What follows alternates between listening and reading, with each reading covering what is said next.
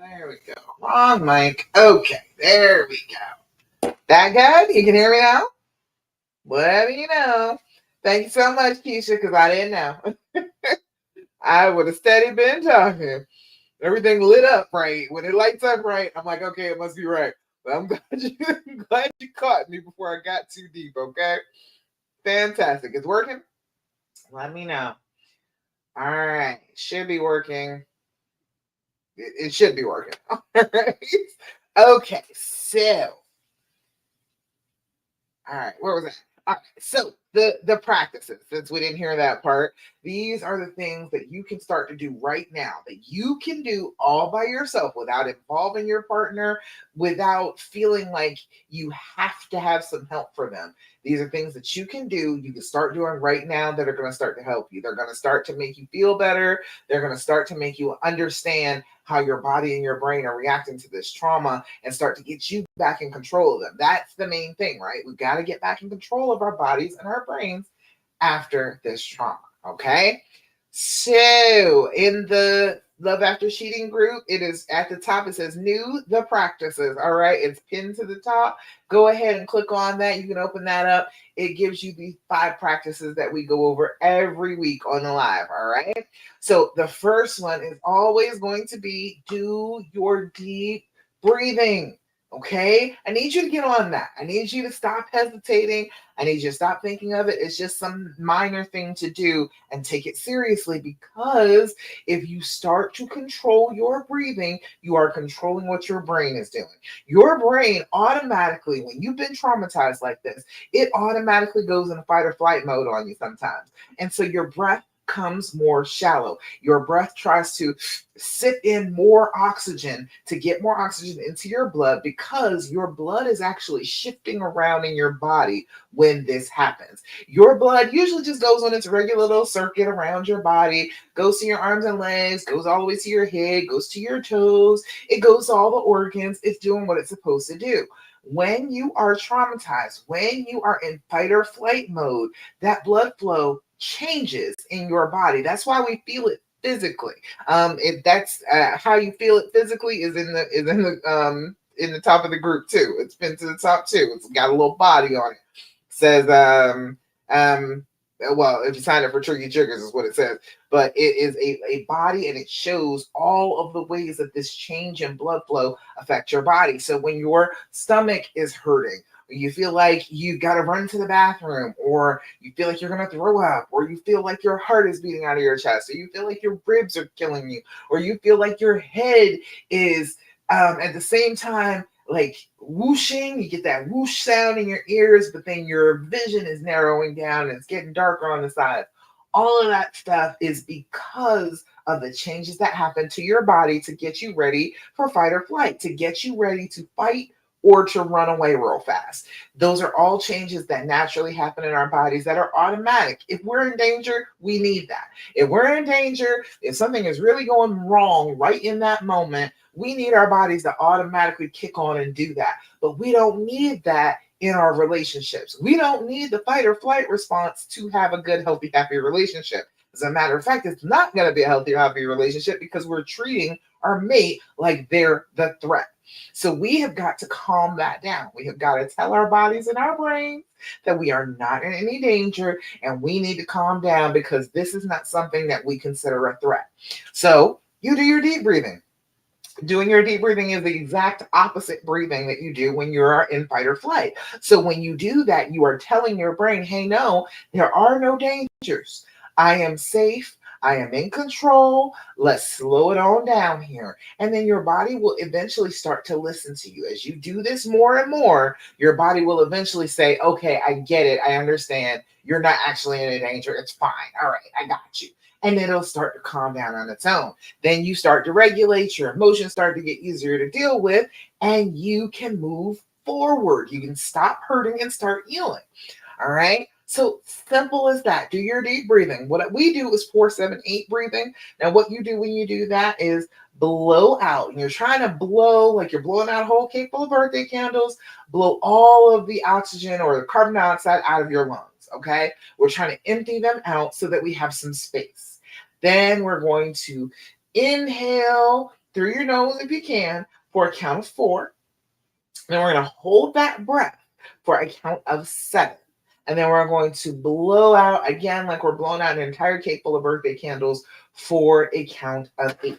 When we do this consistently, we teach our bodies that we are in control. There is no need to be afraid, because if we're able to breathe like that, we must be safe. Everything must be all right. And then you stop seeing him as so much of a threat every day, all day.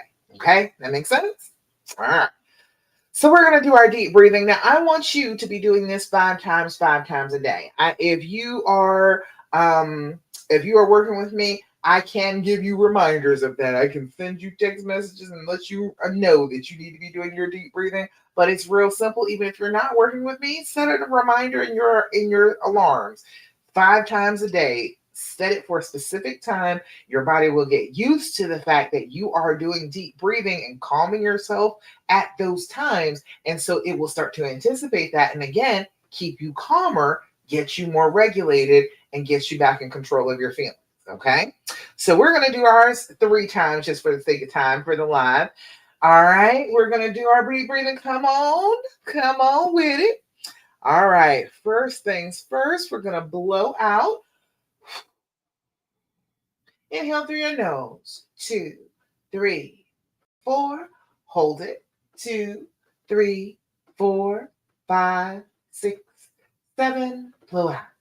2, 3, 4, 5, 6, 7, 8. Again. Inhale. 2, 3, 4.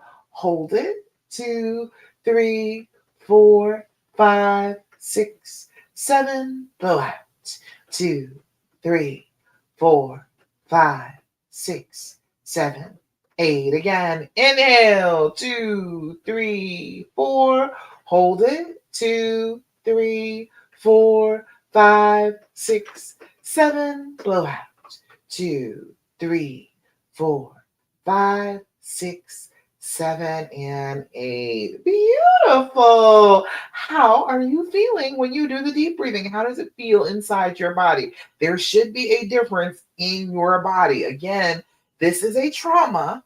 And as we are dealing with this trauma, we are dealing with a physical effect. We are dealing with a physical change in our bodies. So we've got to start working on physical change back in the other direction. Okay. How does it feel in your body when you are doing your deep breathing? You should feel a little clearer. You should feel like, oh, I got a little oxygen to my brain. I can think a little bit better. You can get sleepy. That 4-7-8 breathing technique is excellent for sleep. You can feel a little bit wired sometimes. If you were already sleeping a lot, and just crashing a lot, doing that deep breathing, getting that oxygen back up to your brain might wake you up, might make you feel energized. So there's a whole bunch of different ways that it could go. You will feel it in your body, but that's the main thing. We've got to start paying attention to our bodies and start changing what our bodies are doing behind our backs. Okay? All right. And if you are here on the replay, #replay, let me know in the comments on the replay, how does the deep breathing feel to you? All right. The second thing that I'm always going to tell you to do as part of the practices is I need you to start to journal. Have you been doing your journaling? I need you to sit down with that now and write in your journal. Not a digital platform, not on a notes app. I need you to use pen and paper. I need you to go get yourself a special journal, something that will make you want to write in it, something that you just like. All right. This is my particular one right here for the moment. All right. I love the journal. I will always have a whole bunch of different ones.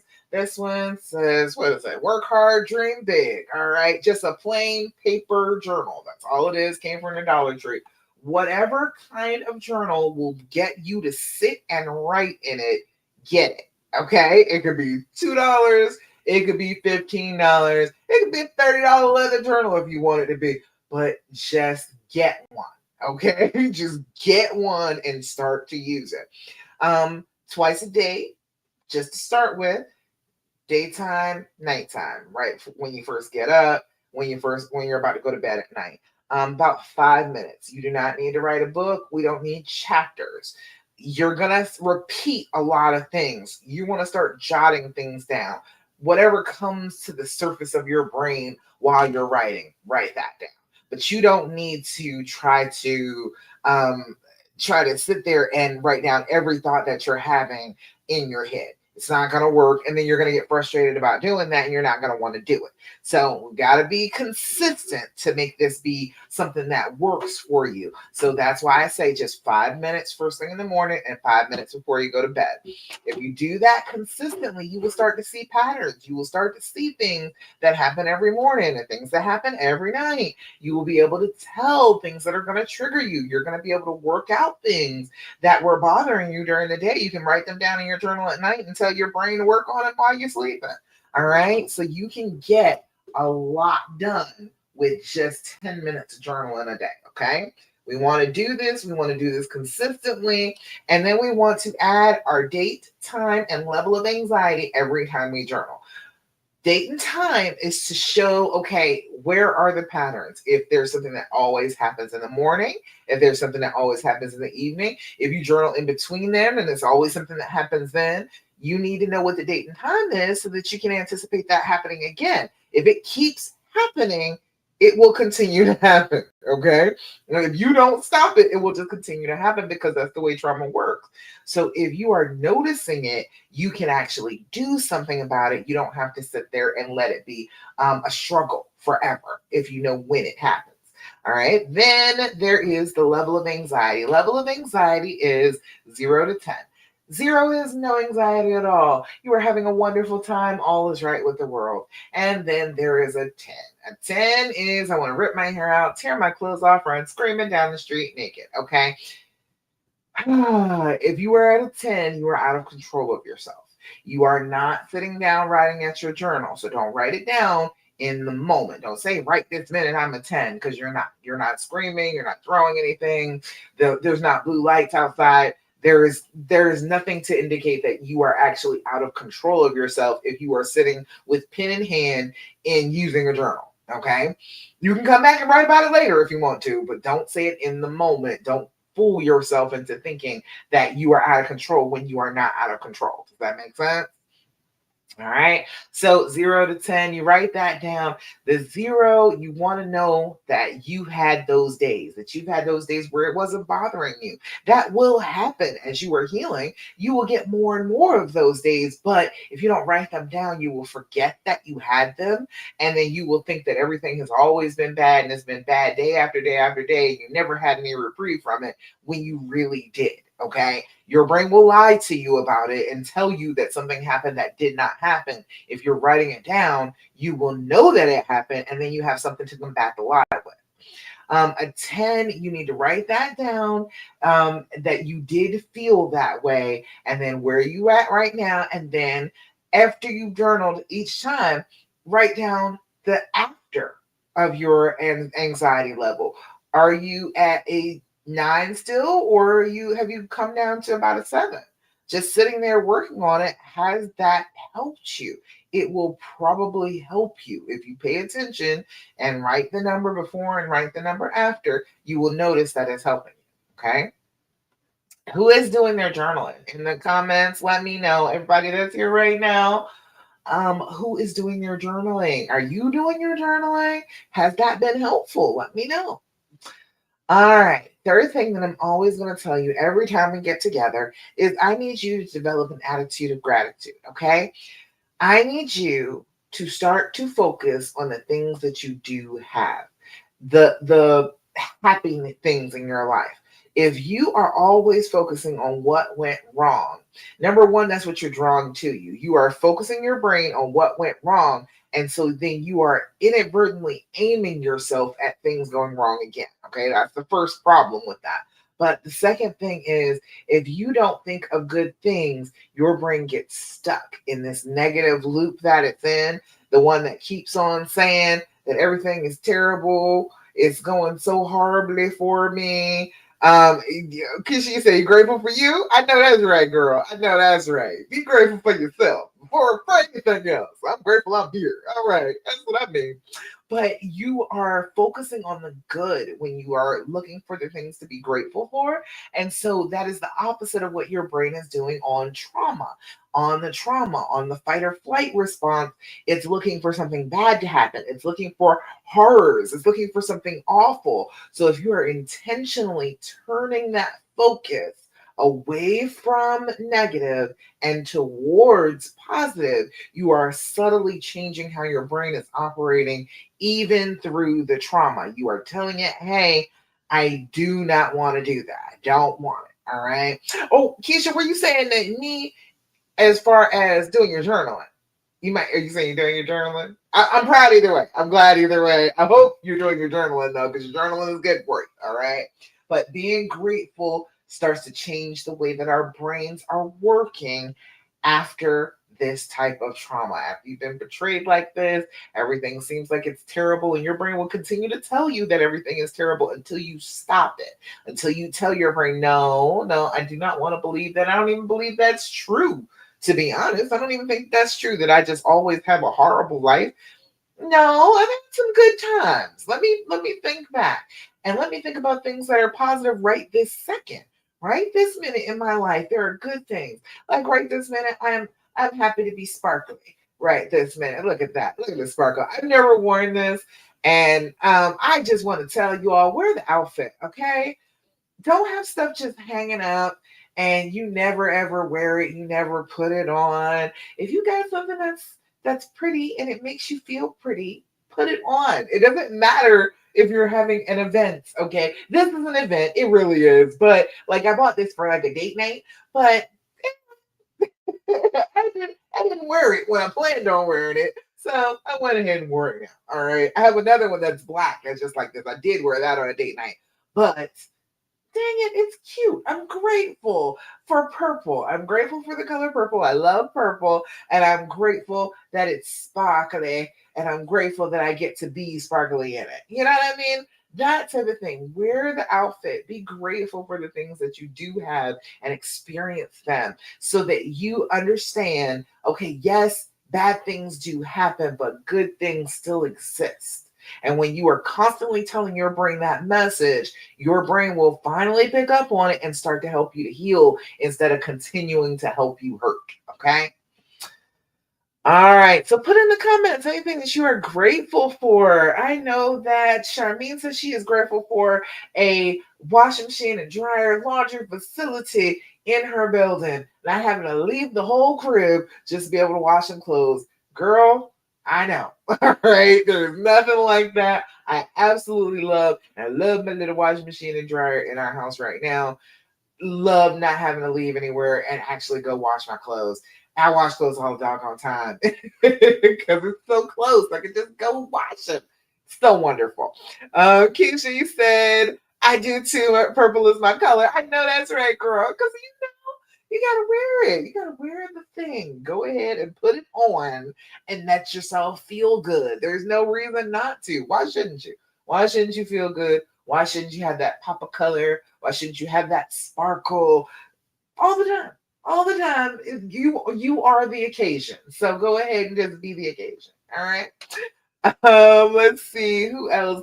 Stanley told me she's grateful for just another day. Just being here another day, another chance to try, another chance to be here on this planet. I'm grateful for being on this planet too. I am fully invested in, all right, we are here. We are here to try out as much as we possibly can, enjoy as much as we possibly can. So I am really grateful to be on this planet too. I am grateful that she is grateful for another day. All right. All right. Kishi said, I'm grateful for my kids and waking up every day. I know it is a beautiful thing, right? Every day you wake up and you're not blind. Oh, look at that. Because it could happen. You know what I'm saying? All sorts of terrible things could happen, but all sorts of wonderful things do happen. And they happen every single solitary day. So if you focus on that, you change what your brain is focusing on. You change it from, oh, everything is horrible and my life is terrible and I'm so sad, to, hey, It's a good day. Things are going well. I am really happy that this exists. And I find that it is easier to get to happier thoughts if you focus on the things that you do have and just express gratitude for them and tell the universe more. I want more of that. I want more of that feeling. When I'm really moved about something, when something just touches me, it feels like it is ripples all over my skin. It's a little bit like that goosebumpy feeling, but it's a little deeper than that. And I thought about that the other day. I was watching a movie and I felt that. I felt moved and I was like, I am so grateful for that feeling. I want more of that feeling. Thank you so much for giving me that feeling, but I want so much more of that. Put more of that in my life. And then the next day I got that feeling again. So definitely focus on the things that you do have and the feeling that you get when you experience those things that you are grateful for, and it brings it up in a very tactile, very sensory way, and your brain believes that because it is experiencing it on a sensory level. It is experiencing it as a memory of that good feeling in your body. Your body can remember that, your brain can remember that, and it's easier to bring it back to the forefront again. Okay? Found that out. It's a lot easier to be excited about and be happy about things that you've already been happy about because your body knows what that feels like. Okay? All right. And then the last thing for now, the last of the practices for now, I need you to stop asking him all those questions. I know.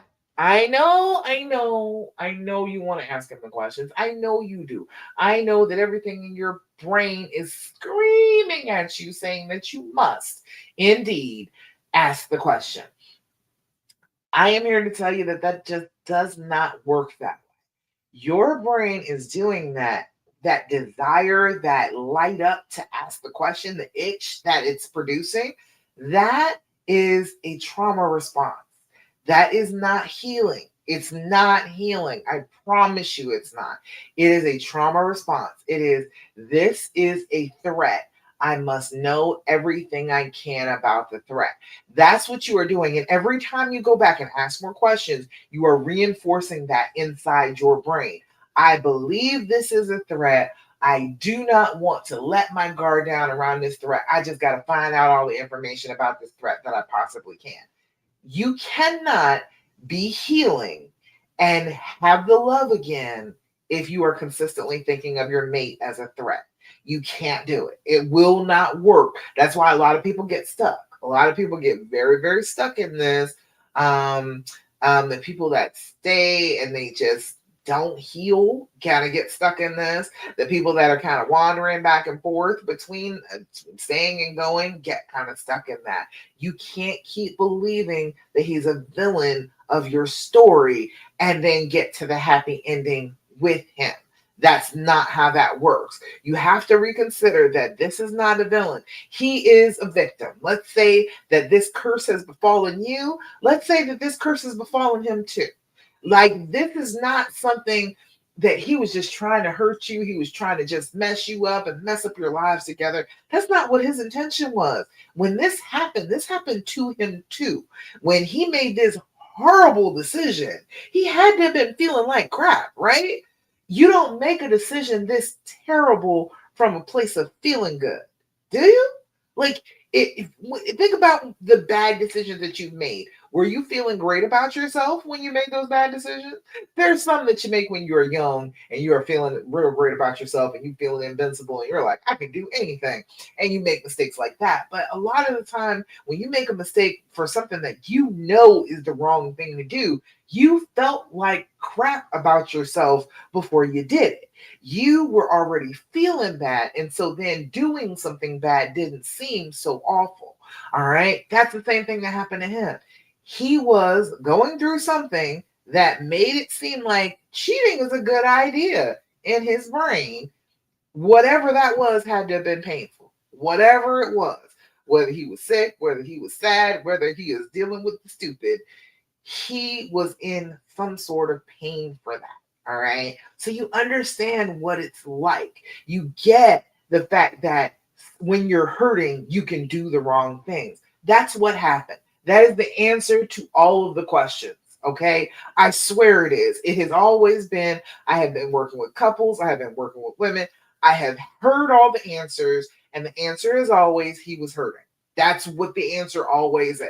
So, whatever the details around it are, don't really matter. Okay. You trying to find out particular, where did you go? What did you say to her? Did you give her any presents? All of that mess doesn't mean anything at all to him. It didn't mean a thing to him because all of that was just game. All of that was, I gotta perform in a certain way to get this girl to sleep with me, because if I perform in this way, she will believe me and I can get what I want. I can get my coping out of this person. That's what happened. Okay. All those questions, you don't need to even answer those because they are unnecessary for your healing. They are necessary for your hurting, for you to continue on and be in pain. That is what they are designed to do. So if you continue on asking the questions, you are going to continue to be in pain. Okay. I need you to stop. All right. Does that make sense? I know that's difficult. I do. I am not going to sit here and say that I was good at it. All right. But eventually I had to stop. I was hurting myself. I hurt him. And then we're arguing, and he's mad at me because he was like, why do you keep wanting to know answers to questions that are just going to make you upset? And I was like, yeah, I guess that does make sense. Like, I did have to at least consider that for a second when he explained it like that. It's like, it just hurts you. It just upsets you every time. And he was like, I'll answer the questions because my husband is extremely honest for somebody who was cheating. He's really, really honest type of dude, but he's kind of blunt. And he would answer, but that didn't help me. It didn't make me feel any better at all. It just made me feel worse. Started arguing with him, and then he was like, see, this is why I don't want to answer the questions. So you go around and around and around in this circle that is just based in pain. It is based in identifying pain, sticking with that pain, paying attention to that pain, and not healing. All right. I know your brain will tell you that it's healing. It is not. Okay. Now, I understand that that is an itch. It will bother you if you don't ask a question, right? Instead of asking the questions you were thinking about asking, try this one. This is the THEAND. Okay, this is from the good people at the Skin Deep. This is an excellent game. Okay, it's 199 questions. This is the healing edition. So this is just, we're trying to connect with each other. We're trying to understand one another. When you are really actually asking questions about connection, yeah, you can maybe get some connection from those questions, but the questions you're asking are not about connection. The questions that you're asking are about gathering ammunition. They're about, okay, what did he really, really do here? And how can I use that against him? And how is that going to be used against me if I try and stay with him? All right. We don't need that. We don't need that. That's exhausting. All right. These questions are actually for connection. So let's try a few of these. You only need 2 or 3 of these at a time. Don't go hog wild because you're going to have a really, really, really long conversation. You're going to get bored. All right. 2 or 3 of these. It's a good hour-long conversation. Plenty of stuff to talk about. I'm sure you will learn something that you did not know before. All right. So the first one, this one says, when do you doubt me the most and why? Oh, see, we want to know questions about the affair, but how about we ask some questions about the relationship? How about we ask about his trust in you rather than just your trust in him? Can we look at it from both directions? Can we see from a different perspective? If you want to ask a question, that is the type of question you want to ask. Not something just, oh, he's wrong, let me prove how wrong he is. That's not going to give you any connection. That's not going to give you any healing. Okay. When do you doubt me most and why? All right. The next one is, this one is filling your own answer. Can you see that? Can't see it. It's got lines on it. So like fill in your own question there. All right. This one says, what has time healed for you? And what have you learned from that healing? That's an interesting one because I don't think time heals anything. I think time does not heal wounds. I think proper wound care heals wounds. Okay.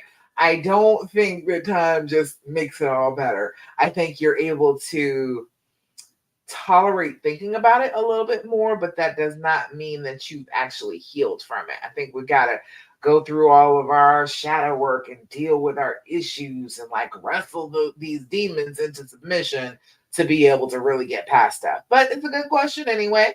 What has time healed for you, and what have you learned from that healing?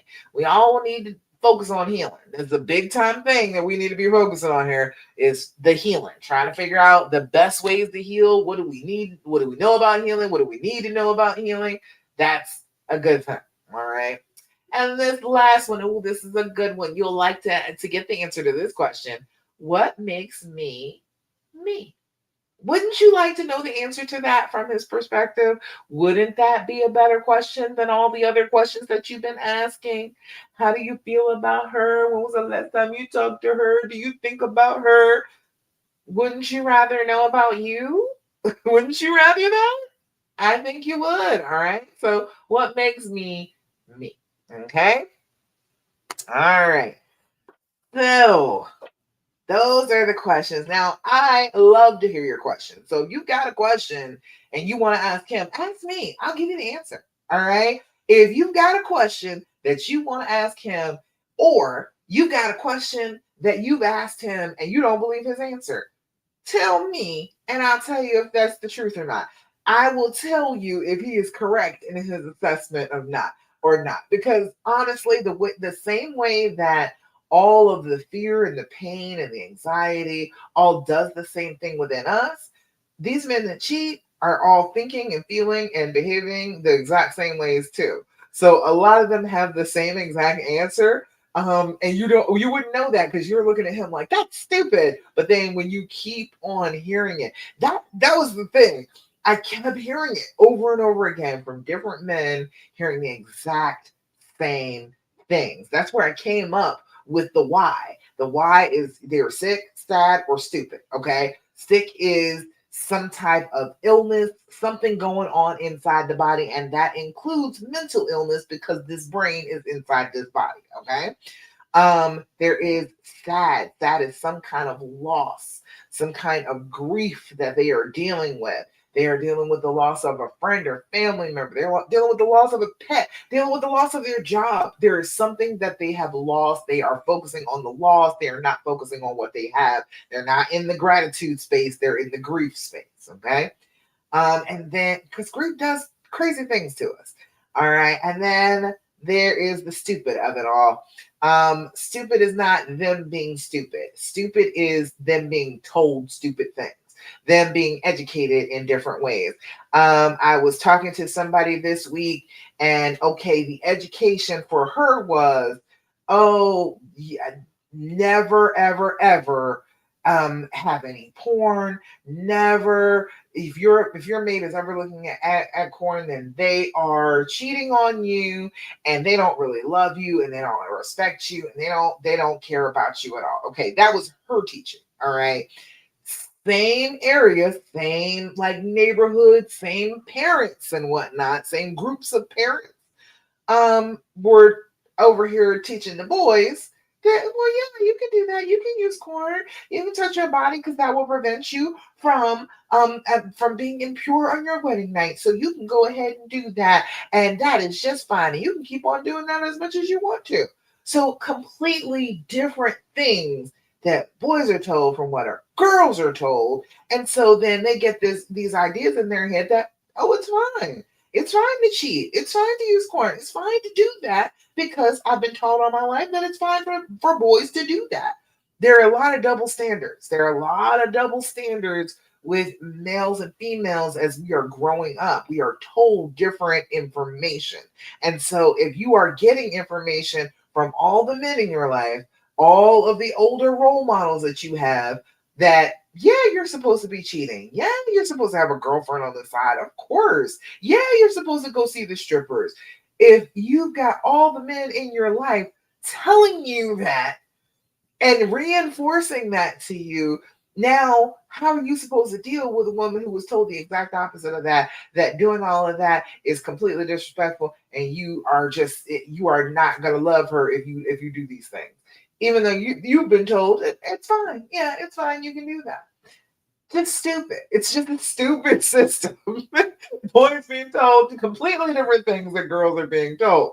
All right. And then there is the stupid of it all, like if they say their dad cheating on their mom and they feel like, oh, well, that's the type of man that I want to be. So that means that I got to be like that too. Or mom cheated on dad and oh well all women are going to be out to get you, so I got to make sure that I cheat first so that I don't get cheated on.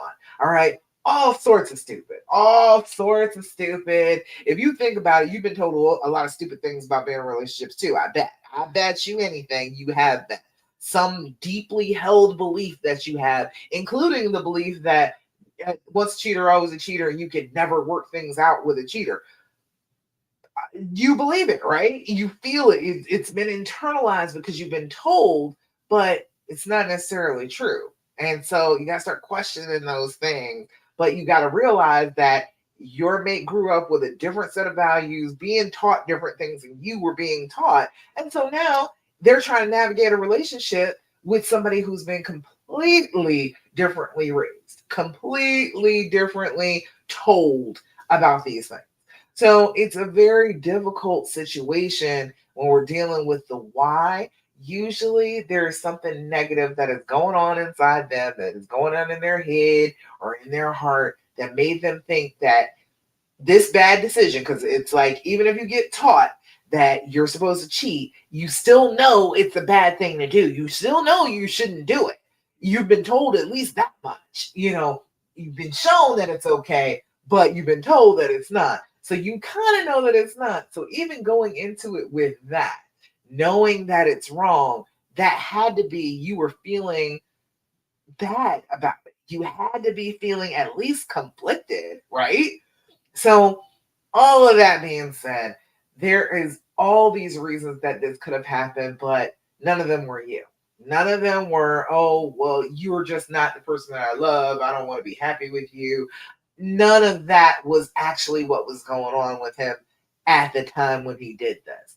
He was dealing with his own demons, and you do not have to pay for what his demons did with him. Okay? He is affected by the curse just like you're being affected by the curse.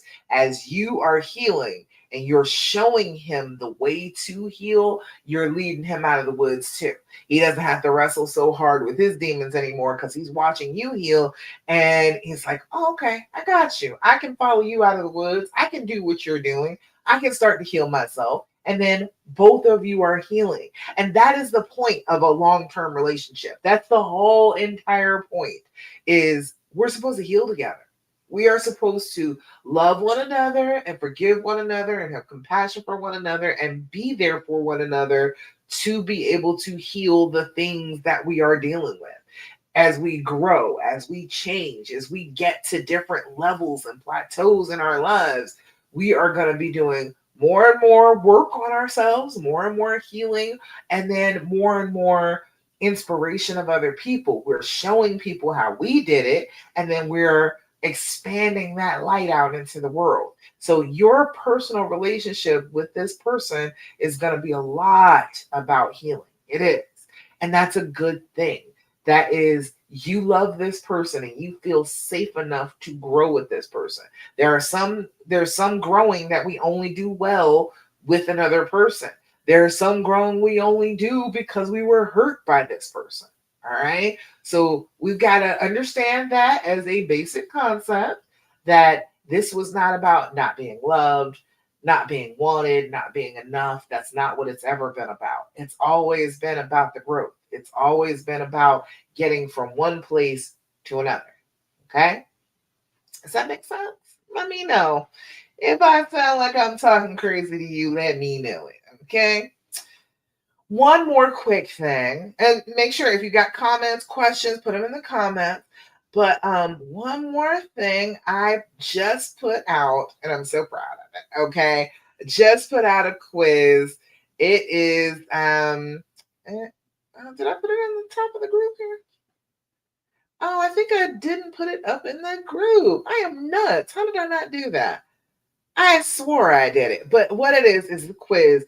If you're staying, all right? If you are staying, if you are working through this, how are you staying? Okay.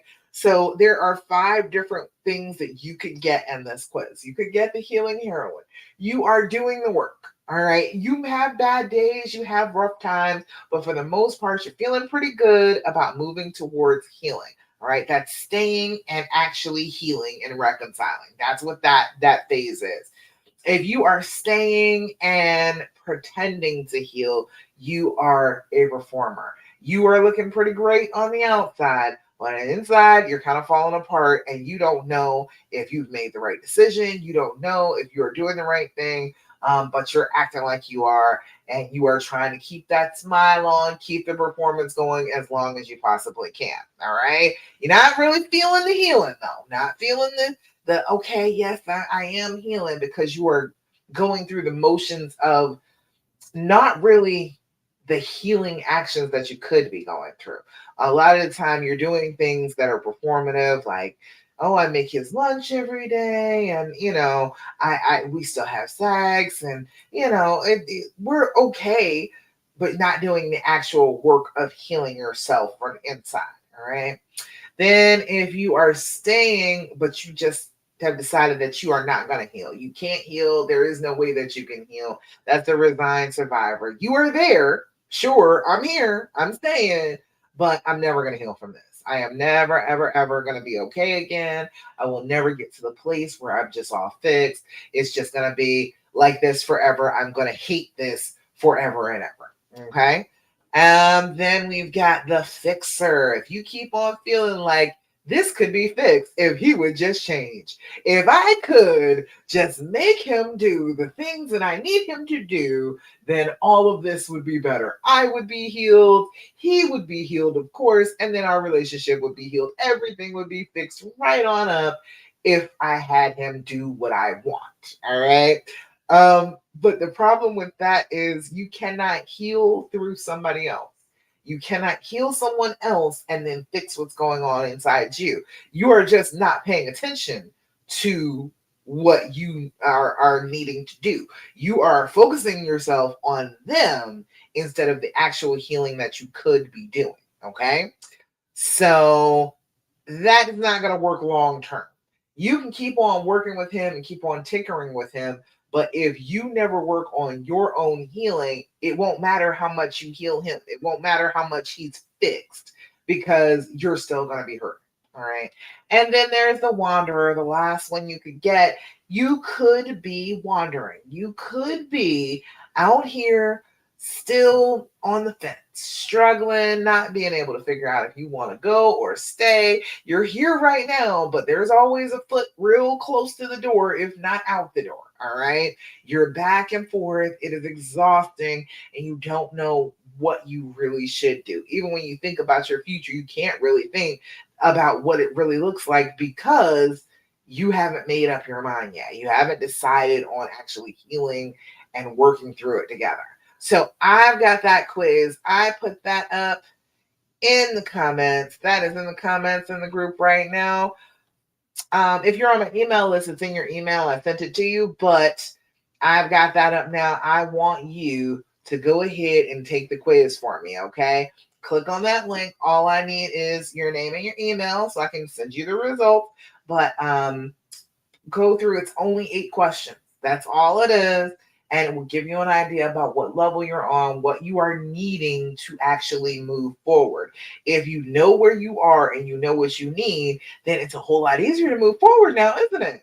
Right now, if you don't know where you are, then it's so difficult to even envision a path forward, because you don't know how far it is till you get out of the woods. You don't know how many twists and turns and dark alleys it's going to be in between here and home. So I want to show you exactly where you are and then tell you what you need to do to get past that. All right. So that is in the comments. Go ahead and click on that. Please do, and answer the quiz for me. I can't wait to see what else you get. I have gotten a couple fixers already. I've gotten a couple healing heroines already. And I think I got one wanderer so far. So I want you to go ahead and click on that. I want to get as many people to do it as possible so I can focus on like where we are actually at, like the path that we're actually on. I can give you more resources, more free stuff, more questions and answers about what you actually need. Okay. All right.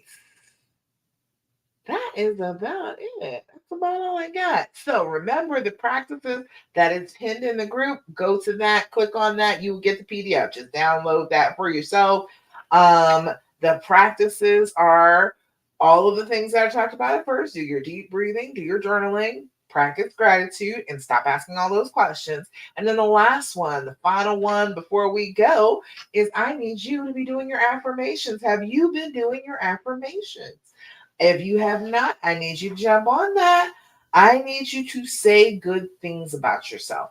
I know that your brain on this trauma is saying that you are terrible. You are just a doormat. You're just letting him get away with hurting you. You're never going to be happy. I know it's saying all of that stuff. I am here to tell you that it's lying to you, okay? And the easiest way to stop it from doing that, because this is again, just your trauma talking, just an automatic response. In order to interfere with that, you got to have something to say against it. You got to have a positive thing to say about yourself instead of the negative. You got to insist that what it's saying about you is not true, and what you are saying absolutely is.